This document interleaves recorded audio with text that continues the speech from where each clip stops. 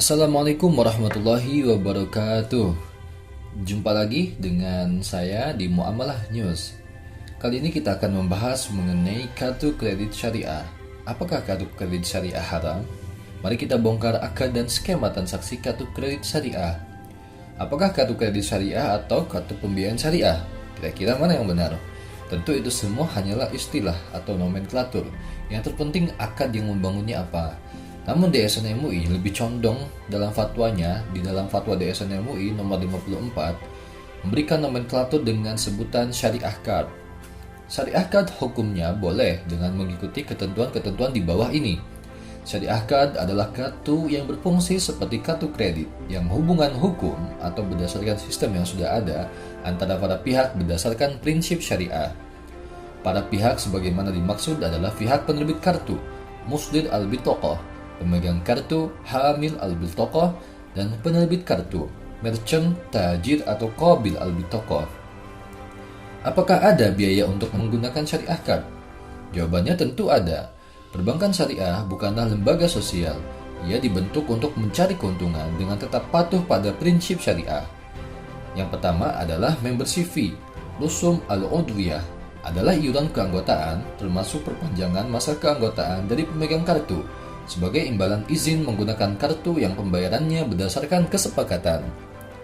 Penerbit kartu berhak menerima iuran keanggotaan termasuk perpanjangan masa keanggotaan dari pemegang kartu sebagai imbalan atau ujroh atas penggunaan fasilitas kartu.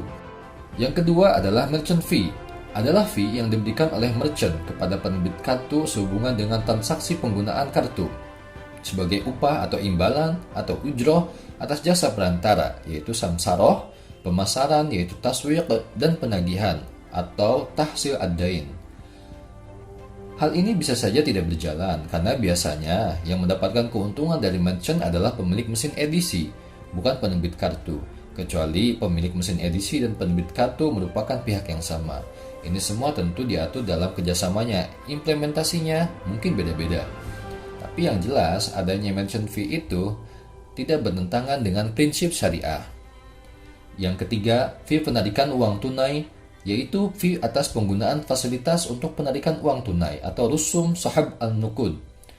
Penerbit kartu boleh menerima fee penarikan uang tunai sebagai fee atas pelayanan dan penggunaan fasilitas yang besarnya tidak dikaitkan dengan jumlah penarikan atau disebut dengan biaya administrasi yang saat ini sebesar 25.000.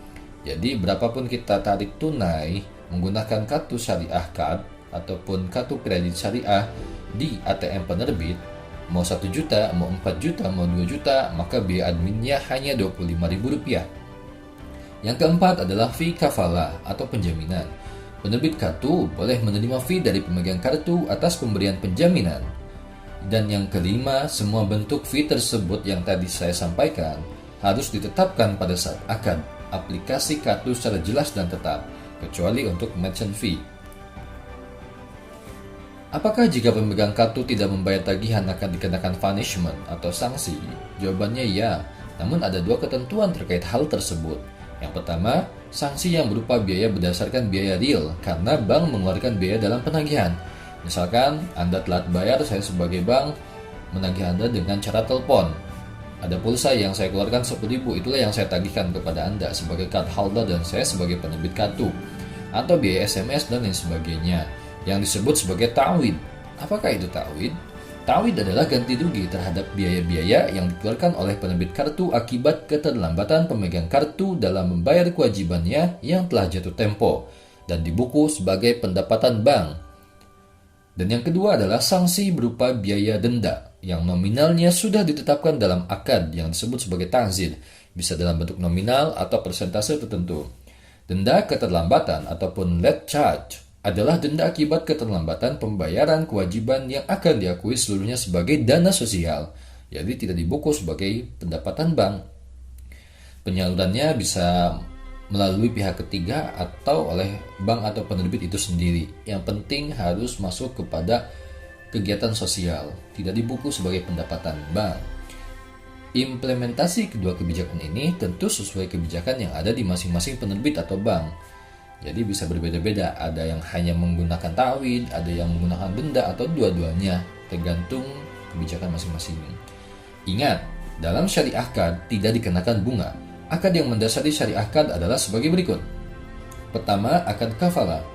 Dalam hal ini penerbit kartu adalah penjamin, kafil, bagi pemegang kartu makful anhu terhadap merchant makful lahu atas semua kewajiban bayar ataupun dain yang timbul dari transaksi antara pemegang kartu dengan merchant dan atau penarikan tunai dari selain bank atau ATM penerbit kartu. Atas pemberian kafalah, penerbit kartu dapat menerima fee atau ujroh kafalah. Ada ataupun tidak ada transaksi antara pemegang kartu dengan merchant, penerbit tetap berhak mendapatkan ujroh. Karena ujroh bukan berdasarkan realisasi pembelian, namun berdasarkan komitmen atau dignity yang telah bank jaminkan di awal akad untuk menjamin kewajiban bayar pemegang kartu dengan batas penjaminan senilai batas pagu kafalah atau plafon. Yang kedua adalah qard.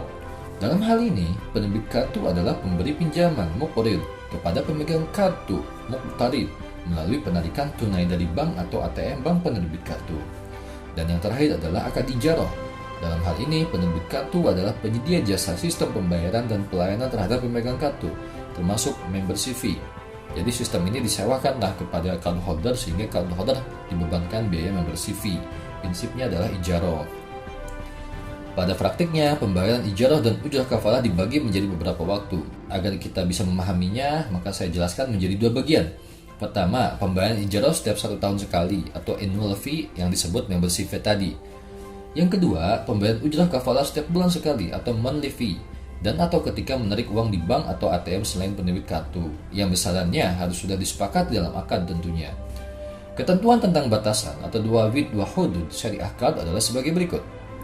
Tidak menimbulkan riba, tidak digunakan untuk transaksi yang tidak sesuai dengan syariah. Ketentuan ini tercantum dalam akad dan biasanya tertera dalam manual book. Tidak mendorong pengeluaran yang berlebihan atau israf dengan cara antara lain menetapkan pagu maksimal pembelanjaan. Pemegang kartu utama harus memiliki kemampuan finansial untuk melunasi pada waktunya, dan yang terakhir tidak memberikan fasilitas yang bertentangan dengan syariah. Mengenai penggunaan syariah akad secara berlebihan oleh pemegang kartu ini tentu sangat sulit dikontrol oleh penerbit kartu. Namun, penerbit kartu selain menetapkan pagu maksimal pembelanjaan sesuai kantong nasabah, biasanya juga menetapkan kebijakan-kebijakan lain, seperti mengingatkan pemegang kartu untuk berbelanja sesuai kebutuhannya, bukan keinginannya, dan lain sebagainya. Bagaimana kedudukan hukum point reward untuk cardholder dalam bentuk undian? Point reward sama halnya dengan hadiah dan dibolehkan menurut syara. Demikian pula halnya dengan undian dapat dilaksanakan karena tidak sama dengan judi. Sebagaimana Rasulullah SAW mengundi istri-istrinya untuk menemaninya ketika hendak melakukan perjalanan jauh. Yang terpenting adalah undian ini tidak mengurangi dana nasabah sehingga menimbulkan maisir atau judi. Selanjutnya, bolehkah membeli emas menggunakan kartu kredit syariah? Jawabannya adalah boleh, karena dilakukan secara tunai menggunakan kartu tersebut. Adapun pembayaran nasabah kepada penerbit kartu yang bisa saja dilakukan secara cicilan bukan berasal dari akad jual beli, melainkan dari realisasi atau den kafalah. Selain itu juga dibolehkannya karena otoritas di Indonesia, BI dan DSN MUI menganggap emas adalah komoditas bukan alat tukar. Jadi pertama tadi secara tunai. Meskipun tidak tunai sebenarnya tidak masalah juga karena pada prinsipnya emas ini menurut BI dan DSN MUI ini adalah bukan alat tukar, kecuali nanti Indonesia menganggap emas ini adalah sebagai alat tukar. Mungkin beberapa ketentuan dalam fikih pun berubah ya, ditambah jika memang jual belinya tidak tunai. Tapi kalau dalam kartu kredit syariah sepanjang yang saya pahami adalah ketika membeli itu prinsipnya adalah tunai. Nah, tagihan itulah yang bisa dicicil 3 bulan dan lain sebagainya. Tagihan itulah yang disebut dengan kafalah. Wallahu a'lam bishawab.